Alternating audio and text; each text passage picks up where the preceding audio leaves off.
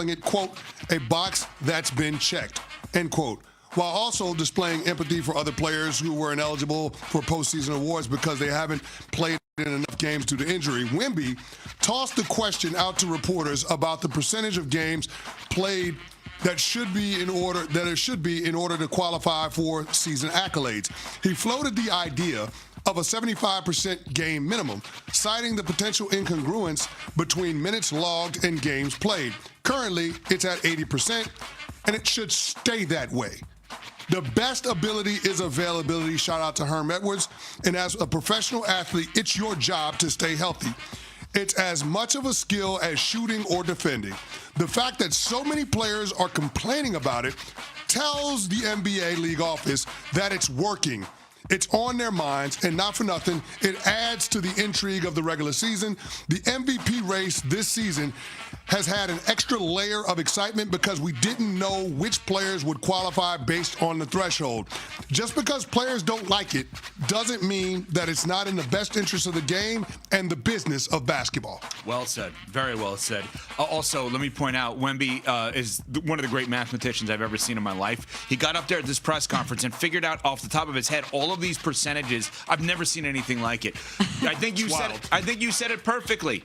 It's working if guys are playing more, and you as an ex-athlete, if you're sitting there saying, and obviously you're not talking about Embiid with his situation with the appendix or a collapse lung with Cade. Those are not injuries. Those are, well, they are injuries, but you get what I'm saying. They're not basketball-related injuries. If you're saying part of your job for your 11 years in the NFL, winning a Super Bowl, is I have to find a way to max out my effort and my ability and max out my health, and guys are getting hurt, and you're putting that on the players to some extent, then yeah, well said. And then there's the bit about Luka challenging whether or not he should be eligible because he left for the birth of his daughter, I believe. So it's just, it's really weird, the loopholes that players are searching for. And here's the thing that frustrates me. You don't have to win the postseason award. You don't have to qualify for postseason accolades. That doesn't serve as an impediment to your team being able to contend for a championship.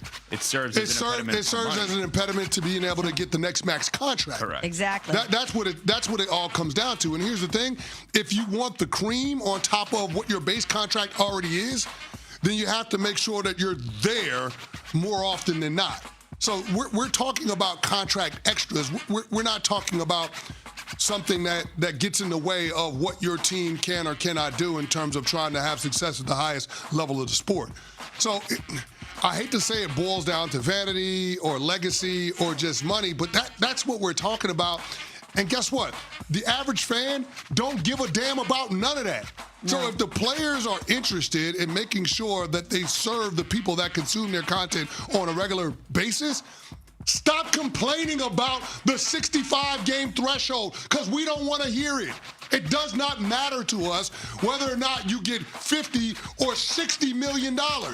It doesn't matter. We don't care. We just want to see good basketball. And guess what? When you're eligible for those kind of contracts, the way that we guarantee that fans see the good basketball is by you having your ass on the court. I'm so glad you brought it up that way, CC, because as a consumer, that's what I'm concerned about. I'm not concerned about your legacy or the money that you're making. I'm concerned about the money that I have to pay for League Pass or various streaming services to watch these games. And if you're not out there, it hampers my viewing experience, which is obviously what the NBA is concerned with, which is why they had to put these guardrails in place in the first place. I'm glad you did, and great takes on that. Stan Van Gundy, and I don't remember where he said it. I apologize. I'll credit if I remember it. It may have been the Ringer. He said, "What about the game that Luka missed because the technical fouls?" The Wizards game, yeah. The agent didn't put that out there. No. We understand you missed games for the birth of your child. Obviously. You can miss 17 games. You missed the game because you got too many technical fouls.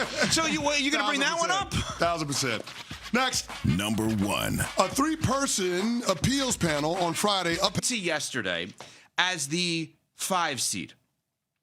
If they won against the Miami Heat, they would have still been the 5 seed, and they would have played Cleveland. But they rested basically their entire team, saying, well, we assume that both Toronto and Orlando will win, and thus it'll trigger a 3-way tie. Well, you learned a lesson last night. Never, ever, ever doubt Joe Mazzulla.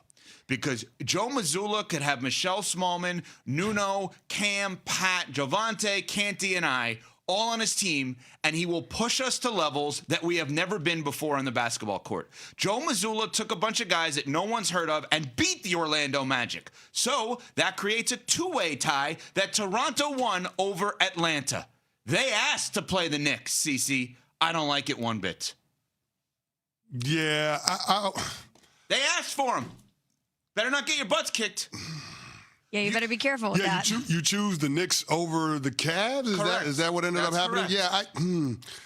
Yeah, I'm with you. Like, the Knicks, there's more depth there than there has been in years past. And I don't know why on ESPN2 and ESPNU they have a picture of me rather than showing me in studio. That's really, really weird. But I don't know why you would choose that particular matchup, because the Knicks have more depth than they have in years past. And the Cavs are putting this thing together on the fly. They're literally building the plane while they fly, because they made the midseason trade for James Harden. And we'll see how all of that stuff ends up going. The Knicks have been a healthier team, relatively speaking, in the second half of the season than the Cavs. So, yeah, it's curious to me why the Atlanta Hawks would choose to have that matchup with the Knicks versus the Cavs. It just doesn't make a whole lot of sense on its face. Yeah, I don't really understand that either. I know that they are one of the hottest teams in the league right now. I think they were 20-6 after the All-Star break. And if that's the case, shouldn't you want to play anybody? If you truly think that you're a team that could make some noise and surprise some people, especially in the first round, why are you trying to maneuver things in a certain way? And by the way, like you said, guys, if that's the case, then you better win it. You better win it. Well, and they're the lower seed. They don't have home court. In a way, I can't believe I'm saying this. I think the Knicks have become underrated. Do you know the Knicks won more games in the regular season this year than they did last year? Yeah. Yes. Okay, and now you have a team positioning themselves to try to play against the Knicks. Just play your guys and see it out. I get the fact that, okay, maybe they want to give their guys some rest. Maybe they look at it and say Miami had something to play for in essence, because the Hornets were going to play their guys to host a play-in game. The Knicks were not. So, whatever. Like, I don't understand it. Josh Nullenberg, who covers the Raptors, had a tweet last night. Definitely heard some cheers coming from the Raptors when Luka Garza, the Celtics, hit the game winner for Boston. But R.J. Barrett insists they didn't have a preference between Cleveland or New York. He played and beat the Cavs in the 4-5 matchup when he was with the Knicks in 2023.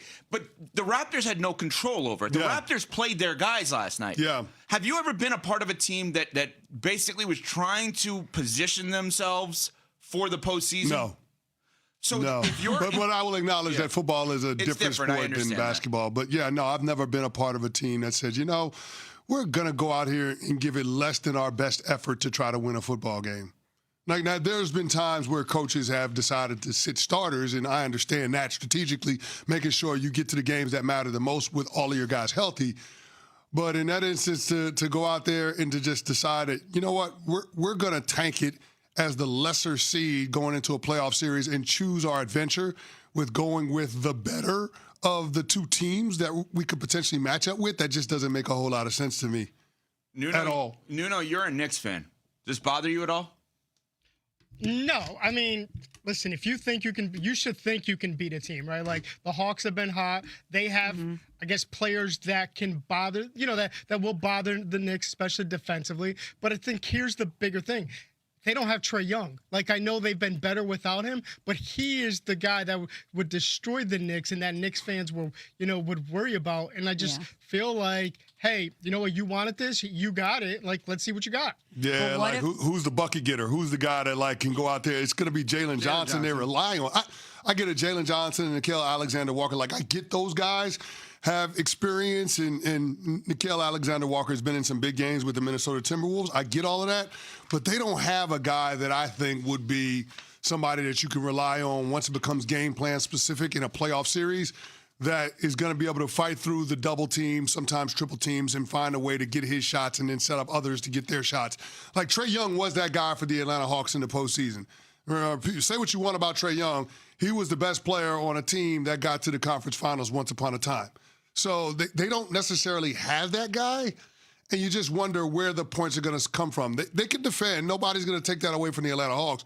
But you got to be able to score in order to be able to win in the postseason. And you just wonder where that's going to come from. Yeah. I do have a sidebar question, though. Yeah. Because me too. I was at the Knicks game last night. Does anybody have a problem with them starting Mikal Bridges even though he didn't play? I've seen it before, so I'm kind of used to it. But do we have a problem with that? I guess because especially when we're having a conversation now with the comments that Wemby made over the weekend about guys playing in games but not really playing a whole lot of minutes. Like I didn't like it with Josh Allen when he did it. I hated it with Josh Allen. I feel like it is a little different in the NBA only because what's the problem with the NFL is, well, nothing. Everybody loves the NFL at all times. Yes. The problem with the NBA is there's a perception, whether real or not, that players don't play. So when the guy is trying to maneuver every which way to play more, even if it's for 2 minutes, I can't. He didn't play. Well, he played. How long did he actually play for? 30 seconds. Oh, was that quick? Yeah. Like, it didn't log a minute. He started, but he didn't log a. So then maybe there should be some sort of number of minutes that you would play. And he did that again. He did that last year. I know he's done this before. No, I'm just asking a question, Nuno. Do we have a problem with it? I mean, it is kind of cheap because that's what I'm saying. I didn't like it. It's lame, but again, we critique so many players for finding ways of not. We just critique the Atlanta Hawks. They didn't play guys to position themselves to play the Knicks, or they thought maybe to play the Cavs.